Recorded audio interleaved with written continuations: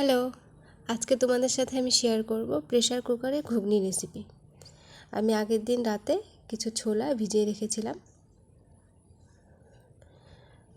পরে এই তো এখানে সব কিছু রেডি করে নিয়েছি। এই ছোলা ভেজানোটা পেঁয়াজ কুচি, টমেটো কুচি, কাঁচা লঙ্কা কুচি আর আলু টুকরো করে কেটে রেখেছি। এবার একটা প্রেসার কুকার বসিয়ে তাতে সাদা তেল গরম করতে দেব। গরম হয়ে গেলে এতে দিয়ে দেব পেঁয়াজ কুচি আর গোটা জিরে।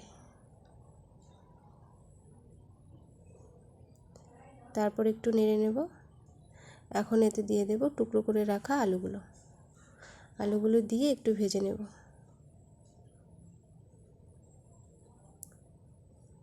এতে দিয়ে দেব অল্প একটু নুন আর অল্প একটু হলুদ গুঁড়ো আর লঙ্কার গুঁড়ো দিয়ে আবারও একটু নেড়ে নেব। এখন এতে দিয়ে দেব অল্প একটু জিরে গুঁড়ো।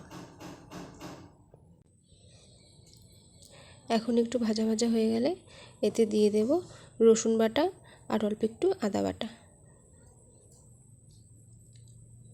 কুচি করে রাখা সেই টমেটো আর কাঁচা লঙ্কাগুলো এখানে দিয়ে নেব। দিয়ে এখন একটু ভালো করে কষিয়ে নেব। এখন এতে ভিজিয়ে রাখা ছোলাগুলো জল থেকে তুলে দিয়ে দেব, দিয়ে আরেকটু কষিয়ে নেব।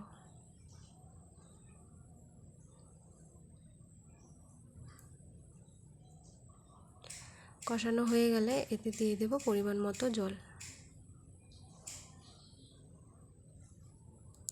জল দিয়ে আর একটু নাড়াচাড়া করে ঢাকা দিয়ে দেব।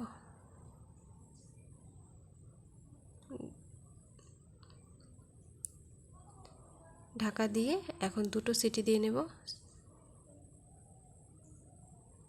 এই তো দুটো সিটি হয়ে গেছে। এখন নামিয়ে নেব।